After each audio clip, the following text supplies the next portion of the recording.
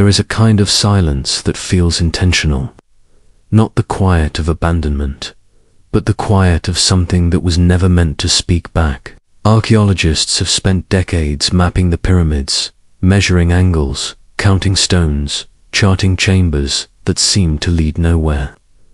With every scan and every survey, the same detail keeps returning. Certain spaces were not simply hidden, they were sealed, not collapsed by time, not destroyed by erosion, closed on purpose, with a precision that feels deliberate rather than defensive. You do not lock something away unless you expect it to remain relevant. The most unsettling part is not that there are sealed spaces inside the pyramids, but that those spaces show no urgency to be opened. There are no inscriptions urging entry, no symbols pointing inward, no invitation carved into stone. The structure does not guide you forward. It resists you quietly, the way a closed book resists a reader who opens it at the wrong page. At first glance, this seems ordinary. Ancient builders sealed tombs all the time. But tombs are sealed to protect what is inside from thieves. Temples are designed to welcome procession. The pyramids do neither convincingly. Their interiors are narrow, awkward, and disorienting. Movement feels discouraged rather than ceremonial. Even the most famous chambers require effort, discomfort, and persistence to reach. Nothing about the experience suggests regular use. That contradiction is where the story begins. Because when something massive is built with care, precision, and endurance, yet actively resists interaction, the purpose begins to feel inverted. Instead of asking what the builders wanted people to do inside the pyramid, a quieter question emerges. What did they want people not to do? The stone itself offers the first clue.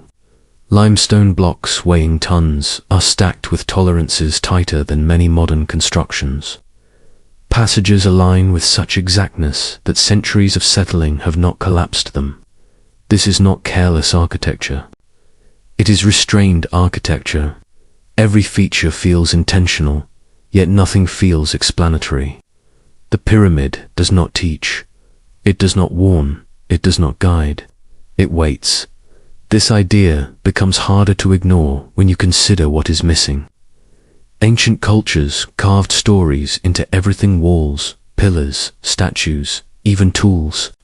They left prayers, victories, names, and warnings wherever stone could carry them forward. But inside the pyramids, language disappears.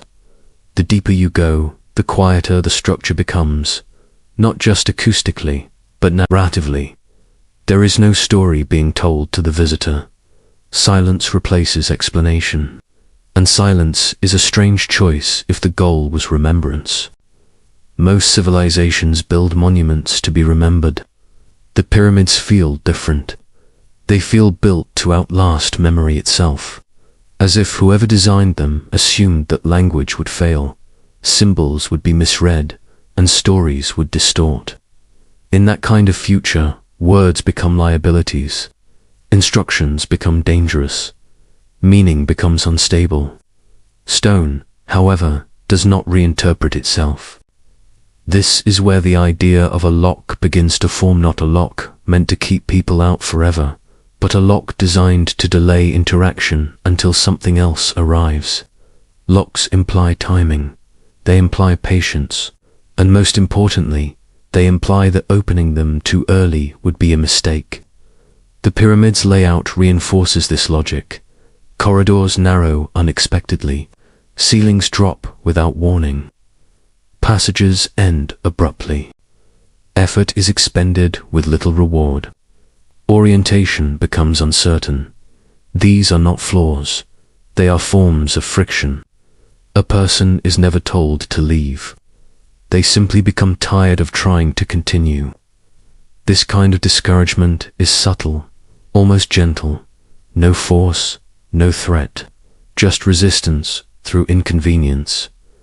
Over time, curiosity fades. The structure remains intact, not because it is hidden, but because it is unrewarding to engage with. That kind of design suggests foresight and fear of intruders, but anticipation of human behavior. People explore what feels accessible. They return to places that respond. They abandon what does not cooperate. The pyramid understands this instinct and uses it as its primary defense. And yet, it remains visible. This is not secrecy, it is indifference. If the goal were to hide something, the pyramid would be buried, disguised, or destroyed.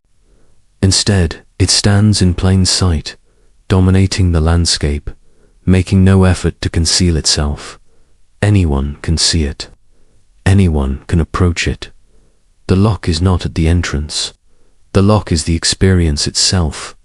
That distinction matters, because it suggests the builders were not afraid of discovery. They were managing timing. Timing implies repetition, something that has happened before, something expected to happen again. And this is where ancient memory quietly enters the conversation, not as myth, but as pattern. Across cultures separated by oceans and centuries, there are echoes of interruption, not chaos, not apocalypse. Interruption, a moment when normal rhythms stopped behaving normally. These stories rarely sound panicked. They sound procedural, calm, almost resigned, as if the storytellers were describing something known rather than imagined, a return rather than an arrival. If that is true, then the pyramids begin to look less like monuments to belief and more like responses to experience.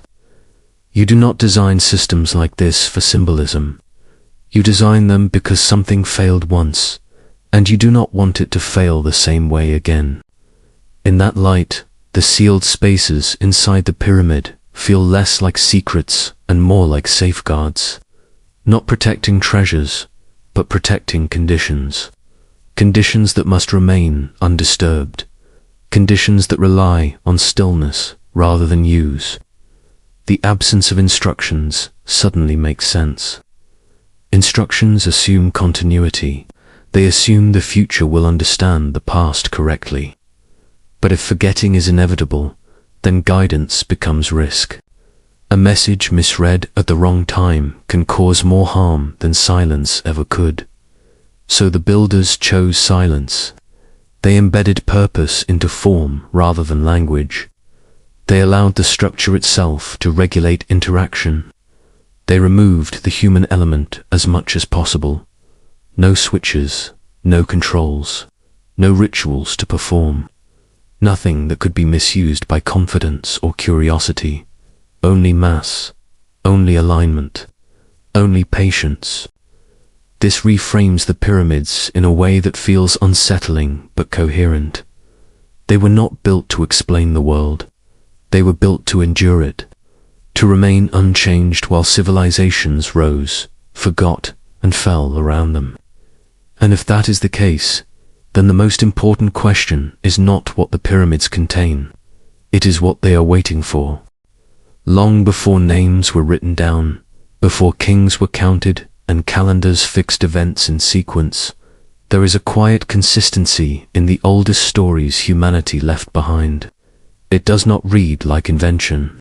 It does not sound like imagination trying to explain the unknown. It feels closer to recollection. Across distant cultures, separated by oceans and thousands of years, the same idea appears with unsettling calm. Not the end of the world, but an interruption. Not chaos, but a pause.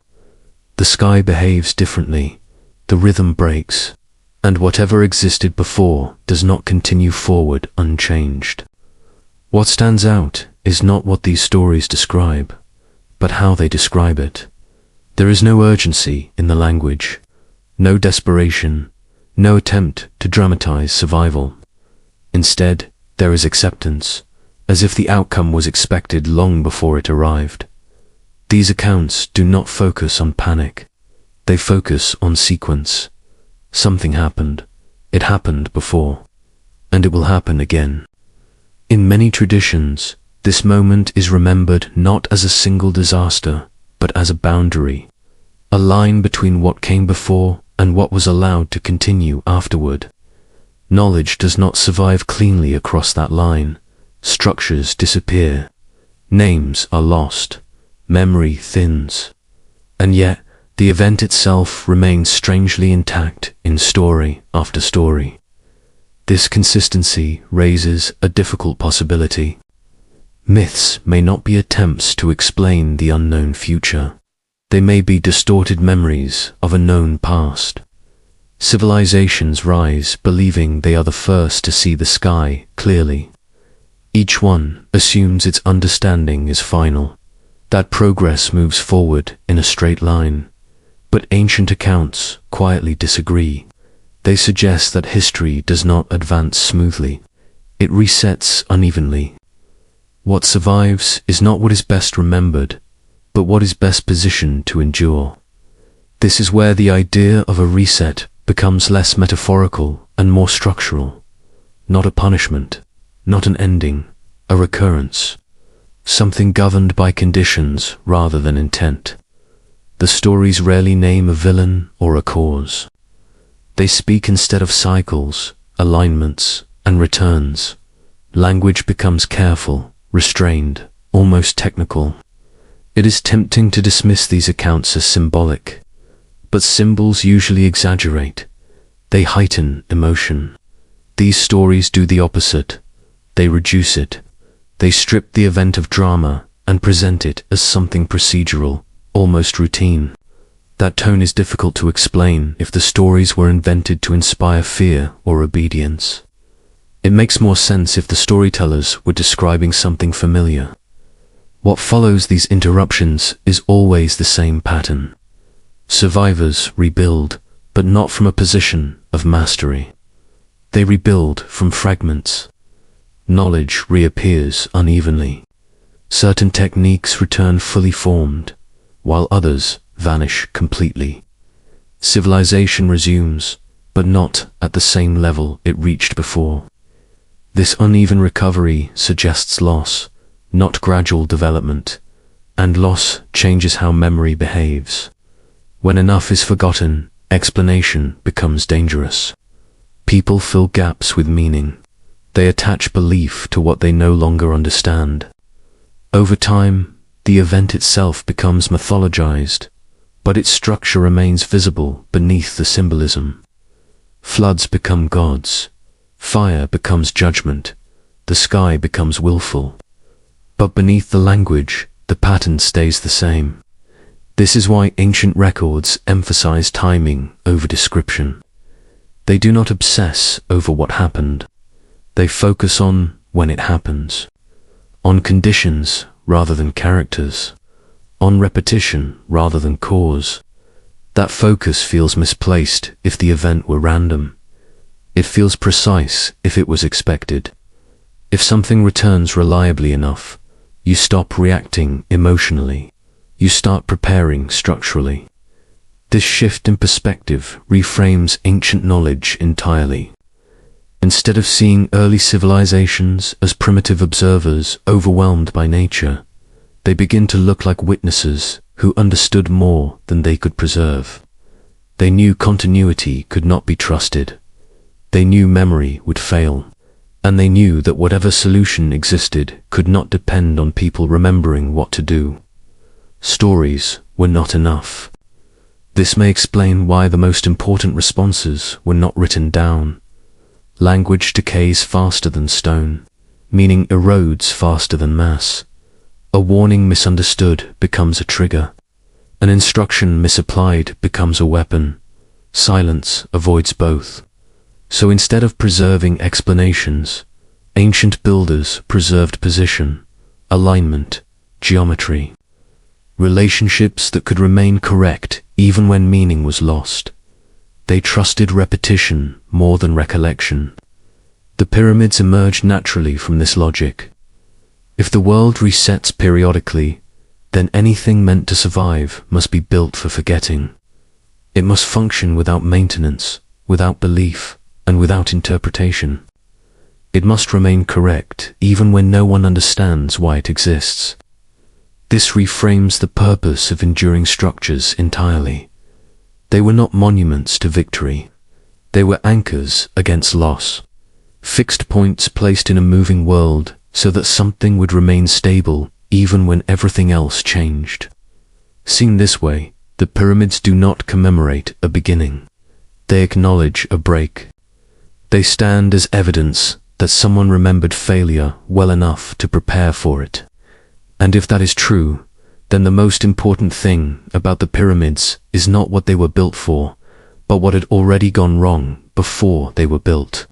Because you do not design systems to survive resets unless you have already lived through one. When the Anunnaki appear in the oldest records, they do not arrive at the beginning of the world. They arrive late.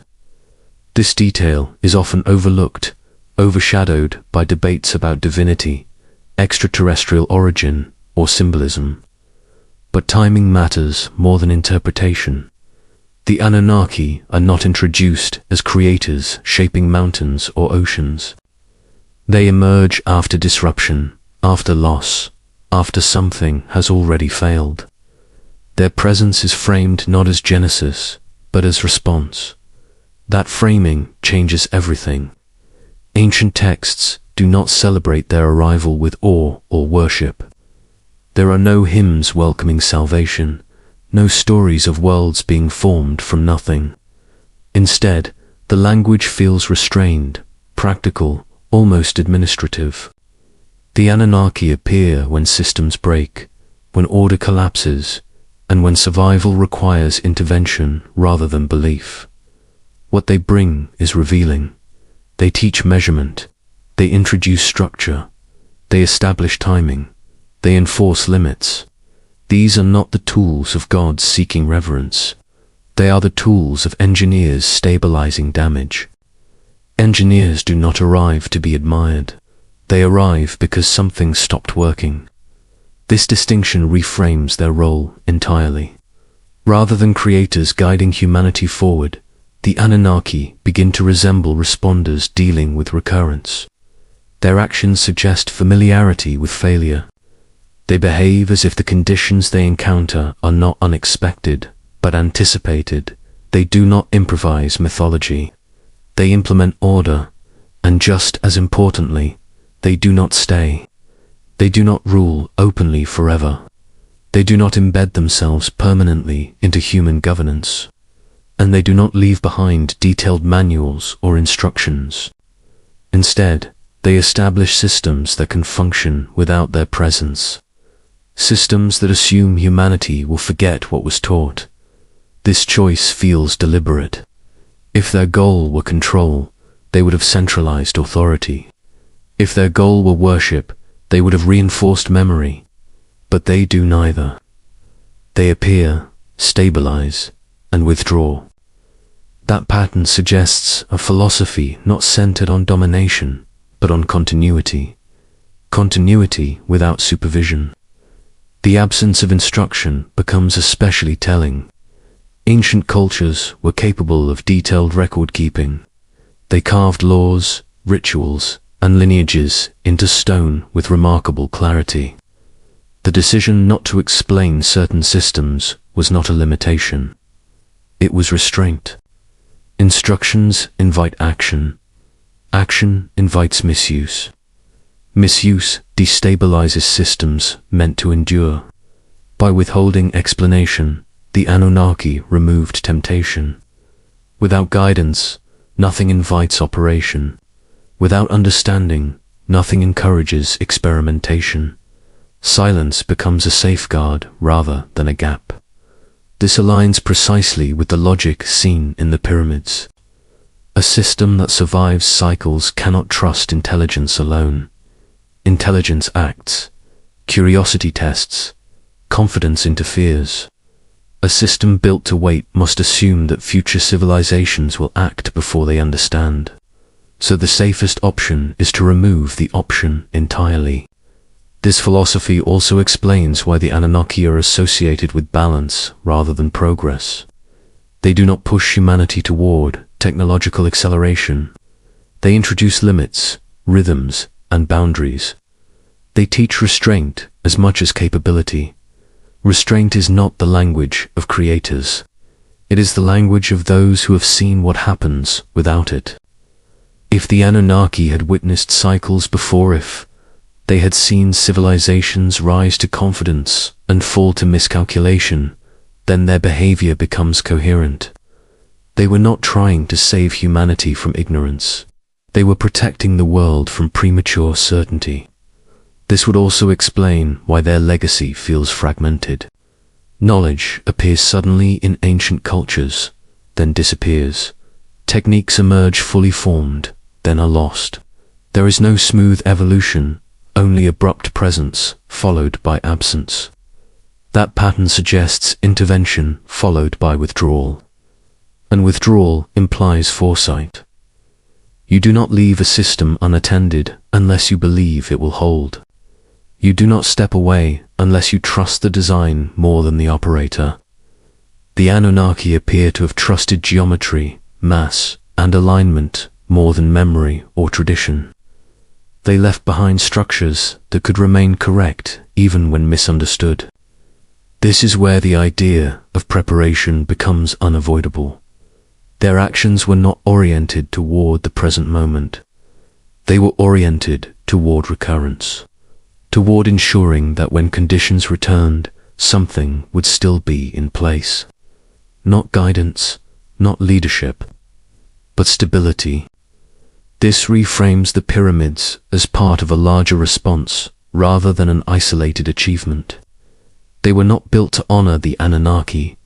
They were built to function in their absence, to maintain equilibrium long after intervention ended. Seen this way, the Anunnaki were not architects of belief. They were custodians of continuity. They planned for a future where they would not be present, where memory would fade, and where humanity would inherit systems it could not fully understand. That inheritance was intentional, and it suggests a sobering conclusion. The most advanced act was not teaching humanity everything. It was knowing what not to teach. Knowing that silence, when applied carefully, could preserve stability longer than explanation ever could. If the Anunnaki understood the cycle well enough to respond to it, then their most important contribution was not what they built, but what they refused to explain. Because explanation does not survive resets, structure does. If the pyramids were meant to wait, then where they waited mattered as much as how they were built. At first glance, Egypt seems an obvious choice only because history made it familiar. But familiarity is not the same as suitability. When the land itself is examined without myth or reverence, a different logic begins to surface. Egypt was not chosen for beauty, symbolism, or spiritual authority. It was chosen because it refuses to move. The Giza Plateau sits on ancient bedrock that predates recorded history by orders of magnitude. It is thick, dense, and unusually stable. Earthquakes that fracture other regions weaken as they approach it. Floods reshape the Nile's course, but they do not disturb the stone beneath. While coastlines rise and fall and continents drift imperceptibly over millennia, this ground remains stubbornly consistent. Consistency is not poetic. It is functional, for a system designed to survive resets long enough to erase memory itself. Geological stability is not optional. You do not anchor a long-term solution in soil that erodes, fractures, or migrates. You choose ground that behaves predictably, even when everything above it changes. Egypt offers that predictability in rare concentration. This reframes the pyramids entirely. They were not placed where belief was strongest, but where movement was weakest. The builders were not thinking in centuries. They were thinking in spans long enough for language to collapse and identity to dissolve. In that context, the earth itself becomes part of the mechanism. But stability on the ground was only half of the requirement. The sky above Egypt mattered just as much, for a structure tied to timing rather than location. Observation had to remain reliable across generations that would forget why they were watching. Egypt offers wide horizons, minimal obstruction, and a sky that repeats itself with unusual clarity.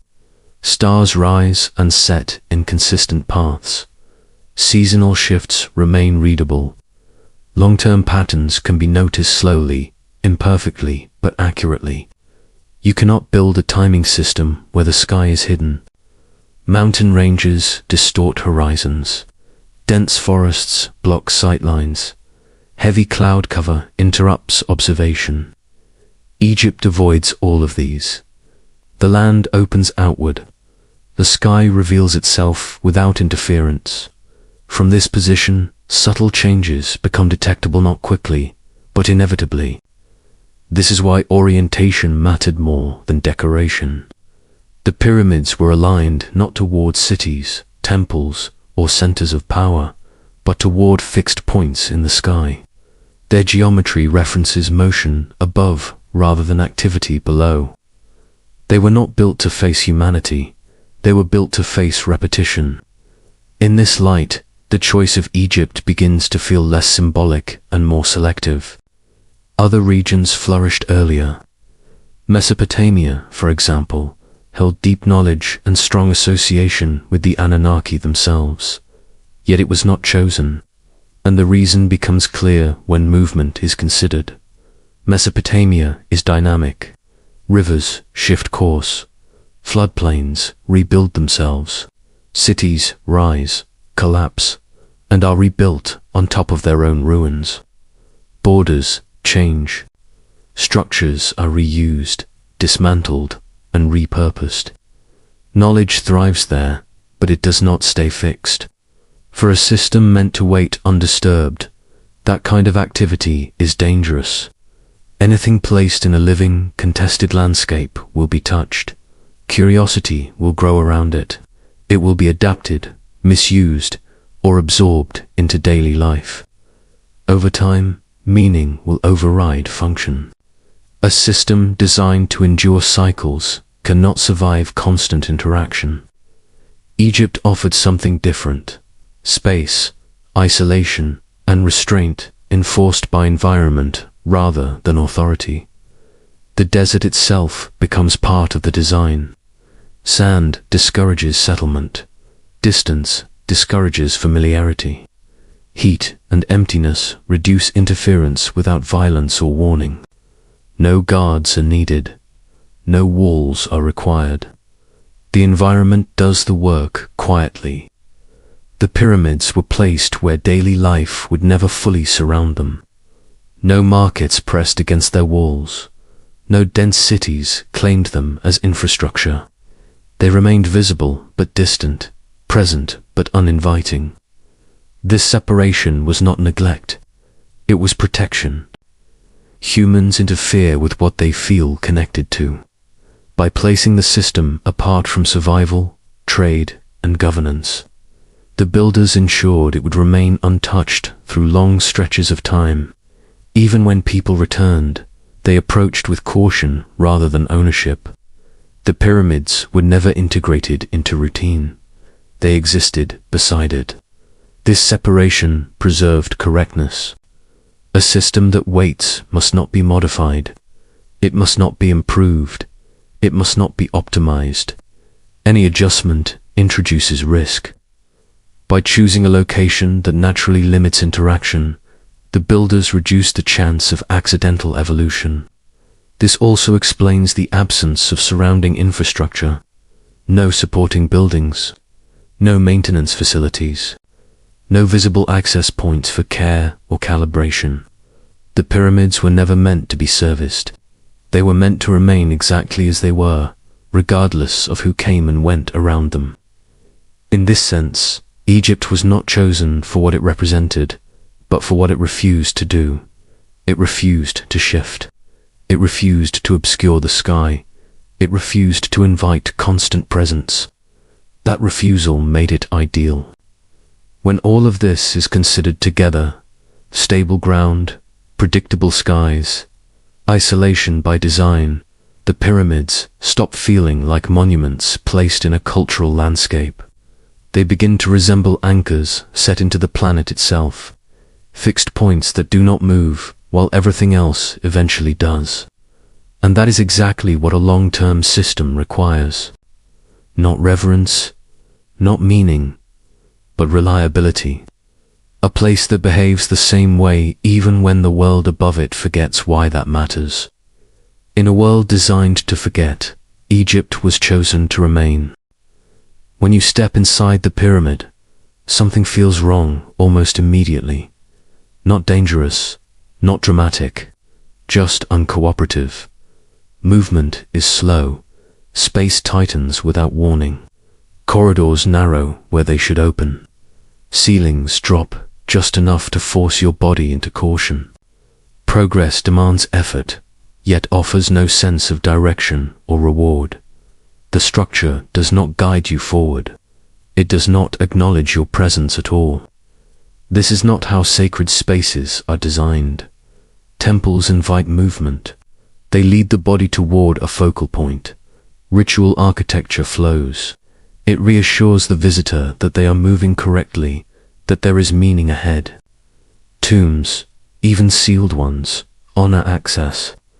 They protect what lies inside, but they do not confuse the path to it.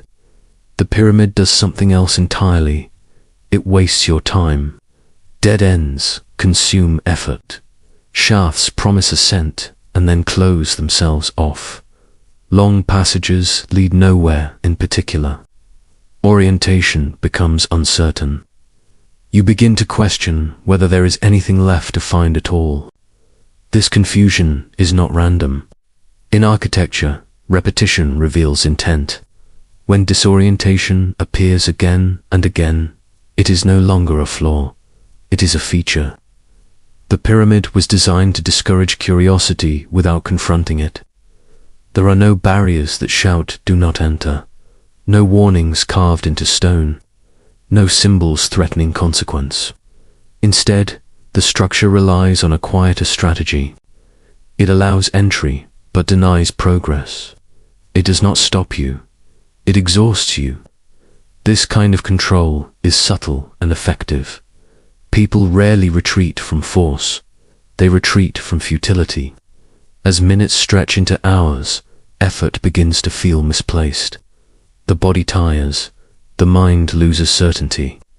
Without visual cues or narrative reinforcement, curiosity slowly dissolves into doubt. The structure never blocks you outright. It convinces you, gently, to turn back on your own. That distinction matters. A system built to endure cycles cannot rely on guards, threats, or authority. Those require presence. They require maintenance. They fail when power shifts. The pyramid enforces restraint without supervision. Its architecture shapes behavior passively, assuming that humans will behave predictably when faced with inconvenience, and humans do.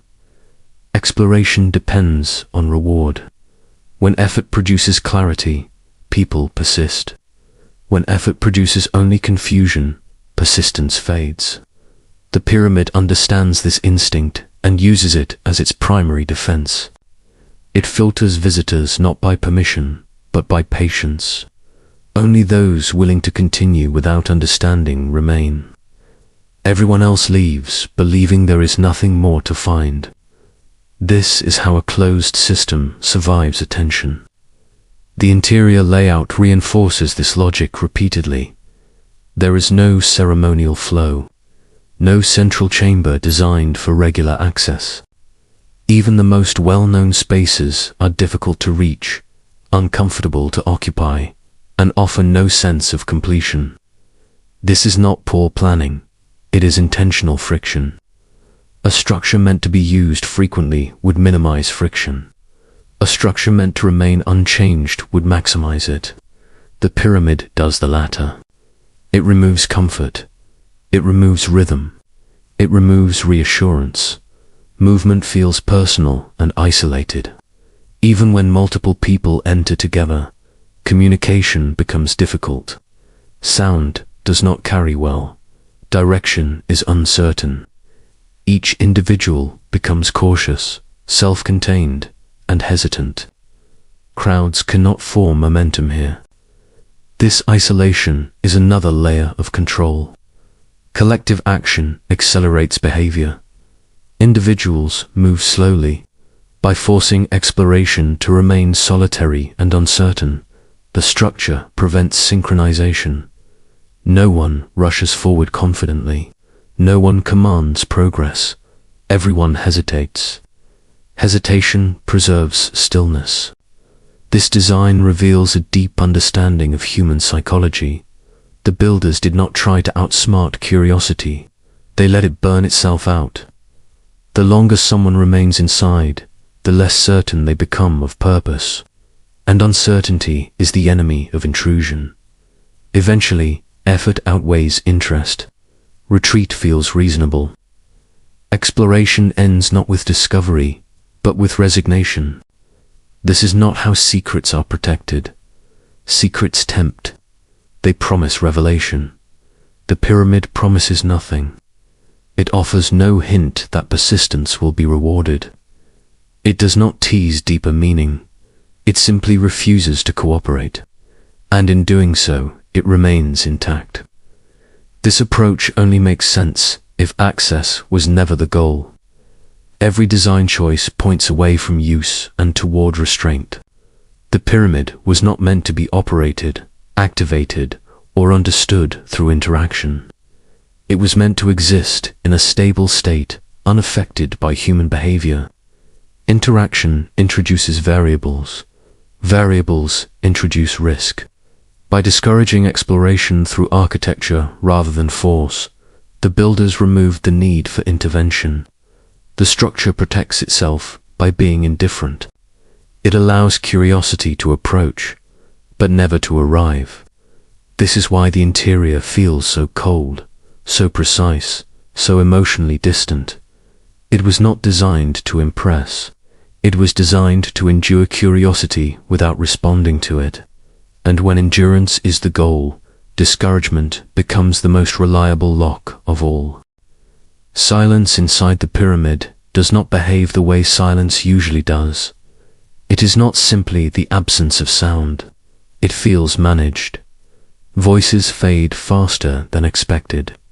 Footsteps lose their echo almost immediately. Even small movements seem to dissolve into the stone rather than bounce back toward the listener. The effect is subtle, but persistent. Over time, it becomes disorienting. You begin to lower your voice without realizing why. You slow down. You listen more than you speak. This is not accidental. In most enclosed structures, sound amplifies. Stone reflects vibration. Space carries resonance. Temples use this effect deliberately, allowing chants and rituals to fill the air and bind groups together. The pyramid does the opposite. It absorbs, it dampens, it breaks sound apart before it can travel. Silence here is not emptiness. It is regulation. Sound is not just noise. It is energy. It moves through material, connects bodies, synchronizes motion. Left uncontrolled, vibration can activate mechanisms, loosen structures, or create resonance that spreads unpredictably. In a system designed to wait, uncontrolled energy is a liability. The pyramid treats vibration the same way it treats movement. It limits it quietly. Every step sends energy into the stone, but that energy does not travel freely. The mass of the structure absorbs it, divides it, and neutralizes it. Where other buildings echo, the pyramid softens. Where other chambers amplify, it contains. Nothing here reacts quickly. This matters more than it seems. A system that must remain dormant cannot afford accidental activation. Crowds, tools, voices, even curiosity can become inputs. By controlling sound and vibration, the pyramid reduces interaction to deliberate, individual motion. Nothing collective forms, nothing sudden happens. The deeper one goes, the more pronounced this control becomes. Granite appears where it should not be necessary. It is heavy, difficult to transport, and extremely hard to shape. Limestone would have been sufficient for structure alone. Granite serves a different purpose. It behaves differently under pressure. It absorbs vibration. It stabilizes force. It resists fracture where other stone would fail. This choice was not decorative. Granite appears exactly where regulation matters most, where conditions needed to remain stable regardless of what happened outside. It cools the space. It deadens sound further. It creates an environment that resists improvisation. Once placed, it remains unchanged for extreme lengths of time. Granite is unforgiving, and that is why it was chosen. The presence of granite signals intent beyond ceremony. It suggests that something here needed to be isolated, protected not from theft, but from interaction. In a structure meant to wait through cycles, material choice becomes language. Granite marks zones where waiting mattered most. What becomes increasingly clear is that emptiness itself was part of the design. Inside the pyramid, space is treated as something valuable. Chambers are not filled with statues, tools, or symbols. They are left deliberately empty. In most ancient structures, empty space is waste. Here, it is the feature. Empty space allows pressure to equalize. It gives vibration room to dissipate. It absorbs shock rather than amplifying it. When external forces act upon the structure floods, temperature shifts. Even seismic movement, the interior remains calm. Nothing pushes back, nothing resonates, nothing reacts. This is not how tombs are designed. Tombs are filled. They display wealth, honor, and permanence through objects. Systems, by contrast, are calibrated. They prioritize conditions over contents. The pyramid treats emptiness as a form of control. Silence, mass, and void work together. Sound is absorbed. Vibration is managed. Pressure is regulated. The structure behaves less like a monument and more like a filter. It allows time and mass to pass, but resists sudden change. Movement slows. Energy disperses. Interaction becomes cautious and limited. This is what a dormant system looks like. Not asleep, restrained. Silence inside the pyramid is not passive. It actively prevents escalation. Without echo, communication fragments. Without resonance, rhythm cannot form. Without rhythm, collective behavior dissolves. Each person inside becomes isolated, tentative, and careful. This protects the deeper system without force. The pyramid does not block entry. It blocks acceleration. Acceleration is dangerous in systems tied to timing. Quick action introduces error. Rapid change destabilizes balance. By forcing everything to slow down naturally, the structure ensures that nothing inside it responds dramatically or prematurely. This control extends beyond sound and stone.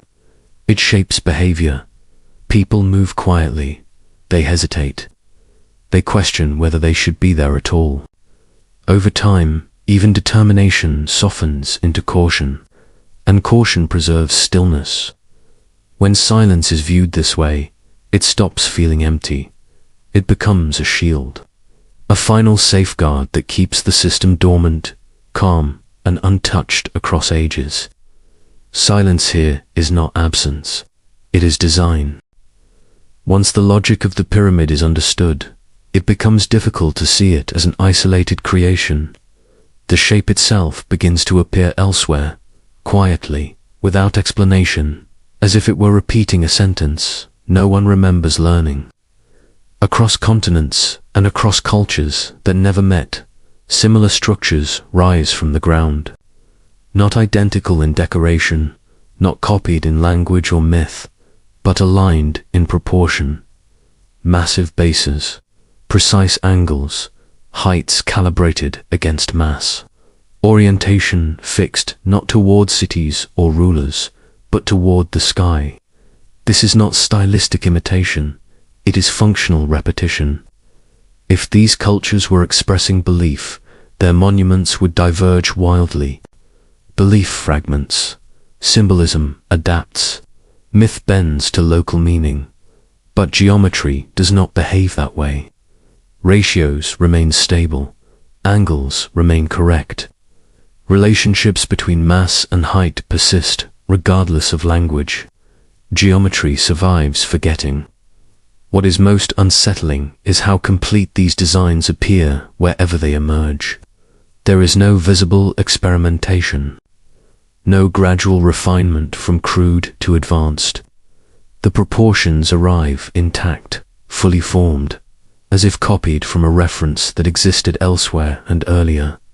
Humans usually iterate. They make mistakes. They improve. Here, nothing evolves. This lack of evolution suggests preservation rather than discovery. Each civilization did not invent the pyramid logic independently. They inherited it. Their task was not to understand it fully, but to reproduce it accurately before memory failed again. This method of transmission is remarkably resilient.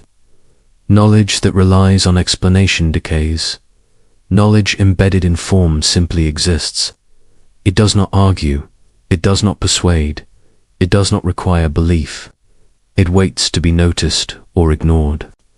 Across these distant sites, patterns repeat beyond shape. Placement follows the same logic. These structures stand apart from daily life. They are elevated, isolated, or set back from centers of activity.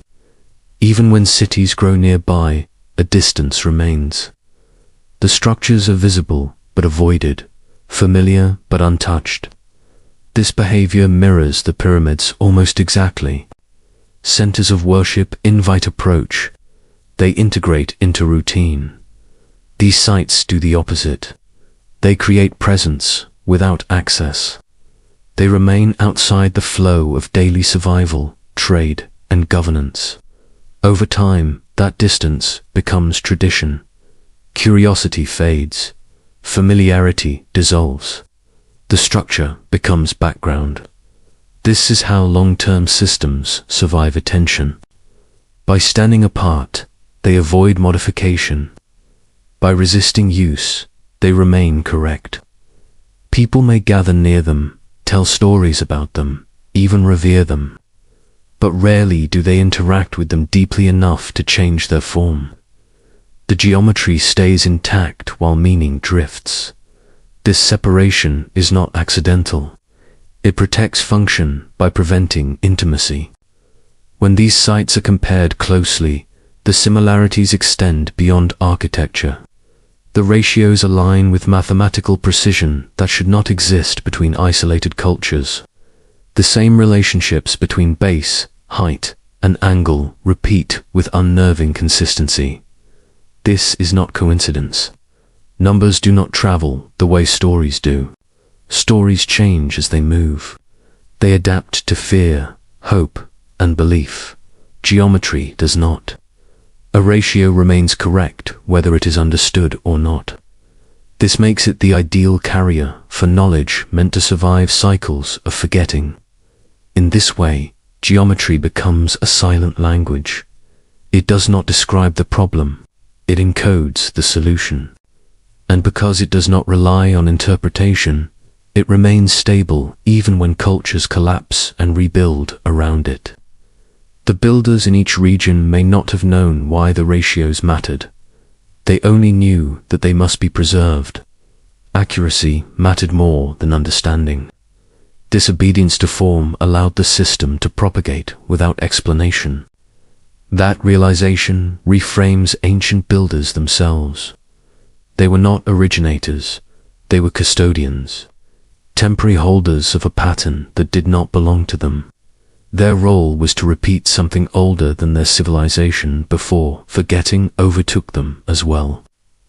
Nothing about this process celebrates human creativity. It prioritizes fidelity. The design does not improve. It does not adapt to local preference. It remains stubbornly the same wherever it appears. That sameness is the message. If the same geometry appears unchanged across the planet, then the problem it was meant to address was not local. It was global. A shared condition required a shared solution, embedded into stone wherever it could survive. This pattern suggests coordination across time rather than communication across borders. Knowledge did not spread through teaching. It spread through replication, through form rather than explanation, through structure rather than story. And wherever that structure appears, it carries the same quiet implication. The cycle was known, the solution was preserved, and memory was never trusted to survive. In a world where understanding fails repeatedly, shape becomes the most reliable truth. One of the most striking features of the ancient response is not what was said, but what was never said at all. There are no dates carved into stone, no countdowns etched into walls, no warnings announcing a coming moment when everything would change. This absence feels deliberate. Ancient civilizations were capable of precise calendars. They tracked seasons, eclipses, and celestial cycles with care. If the builders had wanted to announce a future event, they had the tools to do so. The decision not to leave a timetable was not ignorance, it was restraint. A date creates urgency. Urgency creates fear. Fear forces action. An action taken too early is more dangerous than no action at all. If the event the pyramids were built to endure was tied to a repeating cycle, then announcing it would destabilize the very system meant to survive it. A known deadline invites preparation driven by emotion rather than alignment. People act when they feel ready, not when conditions are correct. History shows this pattern repeatedly. By refusing to announce the cycle, the builders removed the most dangerous variable of anticipation. Anticipation changes behavior long before anything actually happens. Societies reorganize themselves around fear. Leaders claim authority over interpretation. Competing explanations emerge. Pressure builds to intervene, to activate, to control. In that environment, even the most carefully designed system becomes vulnerable. Silence avoids this entirely. Without a date, there is nothing to rush toward.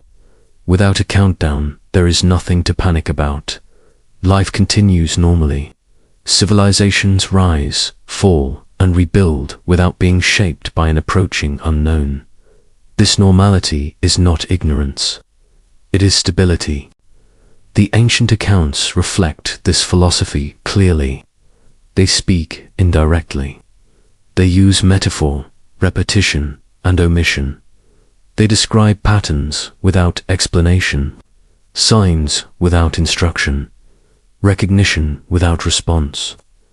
This style of communication feels frustrating to modern readers who expect clarity. But clarity accelerates behavior. Ambiguity slows it, and slowing behavior was the goal. The builders understood something uncomfortable about human nature. When people believe they know what is coming, they act prematurely. Confidence outpaces understanding. Good intentions produce interference. By keeping the cycle unannounced, the builders protected the system from misuse born of certainty. The sky itself was allowed to remain the only indicator. Subtle changes, slight familiar motions behaving just differently enough to be noticed over time. These signs do not demand attention. They do not interrupt daily life. They reveal themselves only through patience. This kind of signal cannot be rushed. It cannot be forced into meaning. It requires observation rather than interpretation. Ancient observers watched the sky quietly, imperfectly, often too slowly to act decisively. That limitation was part of the design. Observation without authority preserves balance. The cycle was never meant to be announced because announcement creates ownership. Once a date exists, it belongs to someone. Priests claim it. Rulers manipulate it. Fear organizes itself around it.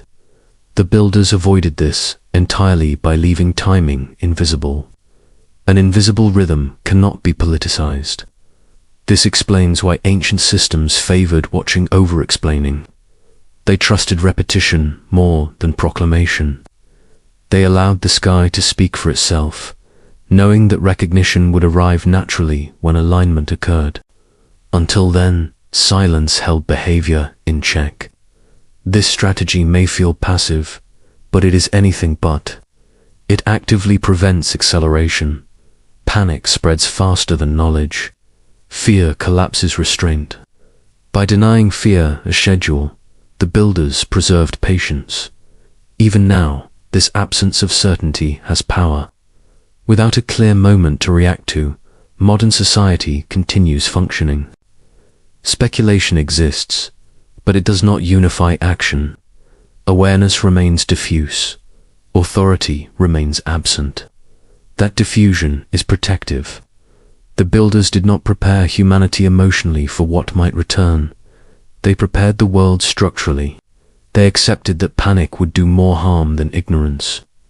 Silence became the final safeguard. By keeping the cycle unannounced, they ensured that restraint would last as long as possible. Waiting was not a delay. It was the only safe state. And as long as waiting continues, the system remains intact. For most of human history, watching the sky was an act of patience rather than precision. Patterns were noticed slowly, often across generations. Meaning arrived long after events had already passed. Observation was human, imperfect, and easily forgotten. That condition no longer exists. Modern instruments do not blink. They do not forget. They do not reinterpret what they see. Telescopes, sensors, and algorithms watch continuously, recording subtle deviations that would have vanished into uncertainty in the past. This shift is quiet, but it changes everything.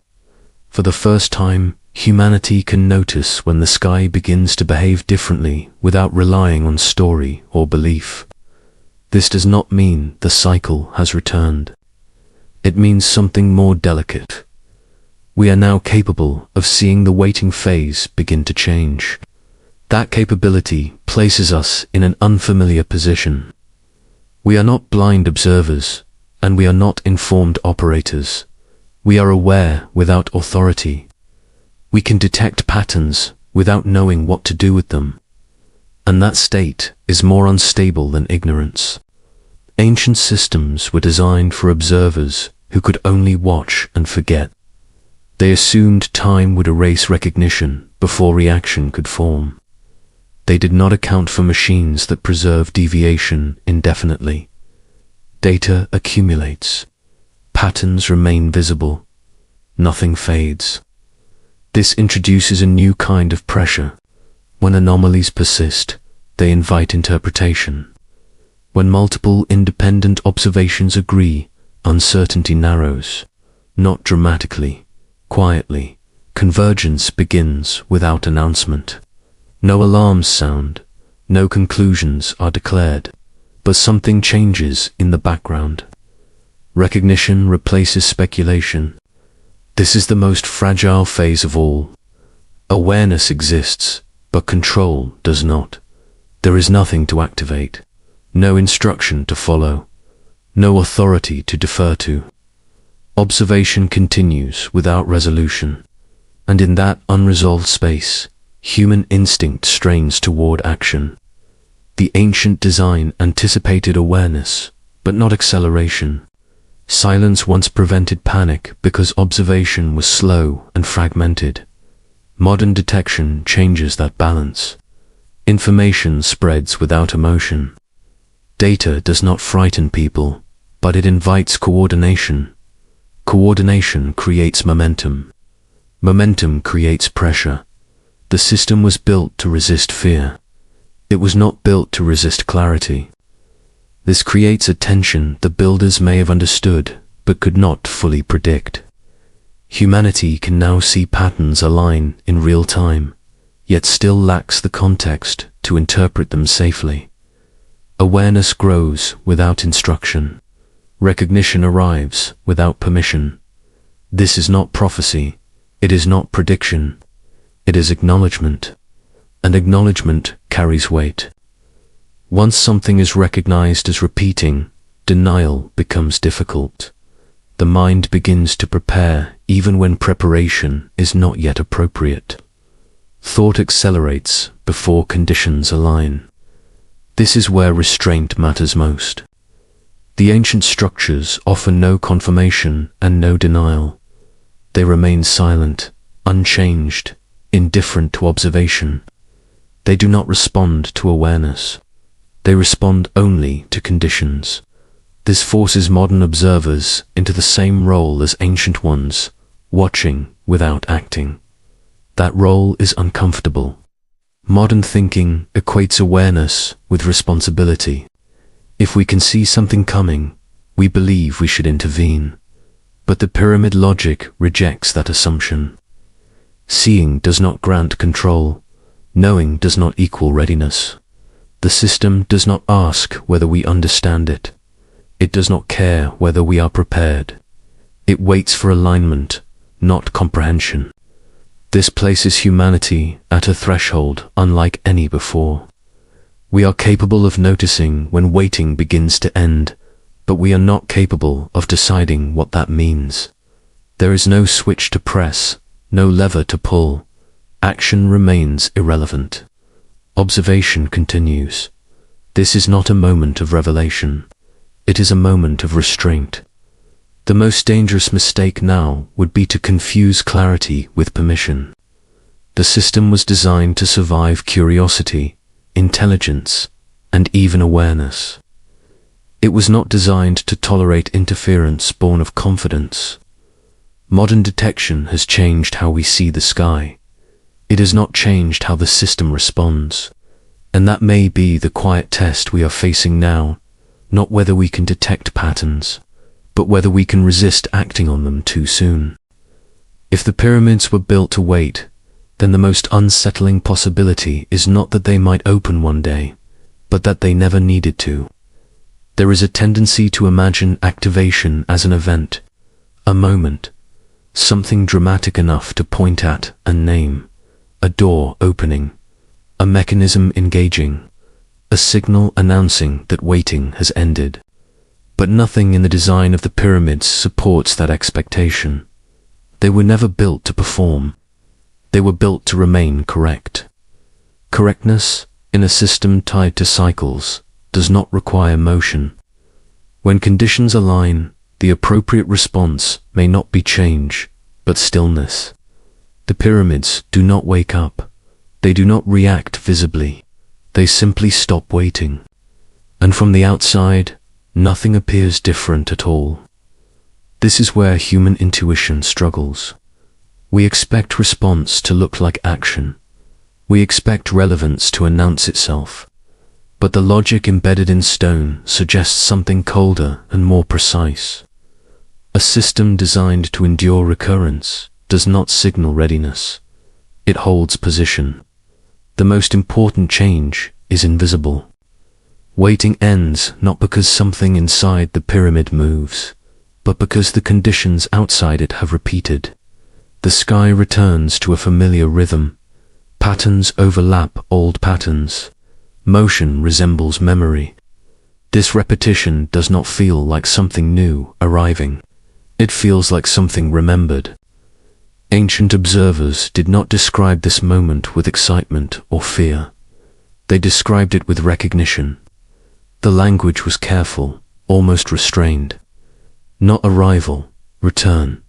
And return does not need ceremony. The pyramid does not respond to belief. It does not respond to curiosity. It does not respond to fear or confidence.